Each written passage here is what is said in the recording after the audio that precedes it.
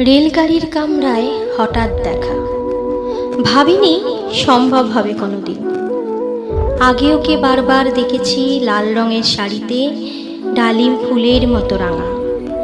আজ পরেছে কালো রেশমের কাপড়, আঁচল তুলেছে মাথায়, দোলন চাপার মতো চিকন গৌর মুখখানি ঘিরে মনে হলো কালো রঙে একটা গভীর দূরত্ব ঘনিয়ে নিয়েছে নিজের চারিদিকে।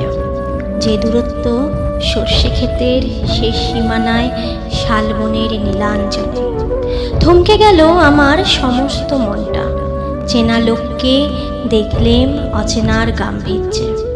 হঠাৎ খবরের কাগজ ফেলে দিয়ে আমাকে করলে নমস্কার, সমাজবিধির পথ গেল খুলে, আলাপ করলেম শুরু, কেমন আছো, কেমন চলছে সংসার ইত্যাদি।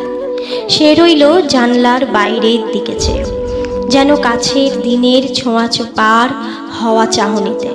দিলে অত্যন্ত ছোট্ট দুটো একটা জবাব, কোনোটা বা দিলেই না, বুঝিয়ে দিলে হাতের অস্থিরতায় কেন এসব কথা, এর চেয়ে অনেক ভালো চুপ করে থাকা। আমি ছিলাম অন্য বেঞ্চিতে ওর সাথীদের সঙ্গে। এক সময়ে আঙুল নেড়ে জানালে কাছে আসতে, মনে হলো কম সাহস নয়। বসলুম ওর একই বেঞ্চিতে।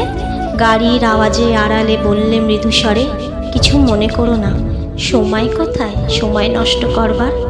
আমাকে নামতে হবে পরের স্টেশনে, দূরে যাবে তুমি, দেখা হবে না আর কোনো দিনই।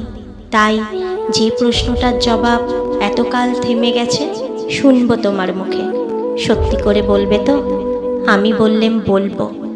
বাইরের আকাশের দিকে তাকিয়ে শুধলো, আমাদের গেছে যে দিন একেবারেই কি গেছে, কিছুই কি নেই বাকি। একটু রইলেম চুপ করে, তারপর বললেম, রাতের সব তারাই আছে দিনের আলোর গভীরে। খটকা লাগলো, কি জানি বানিয়ে বললেম নাকি। ও বলল থাক, এখন যাও ওদিকে। সবাই নেমে গেল পরের স্টেশনে, আমি চললেম একা। নমস্কার, অদিতি সাহা।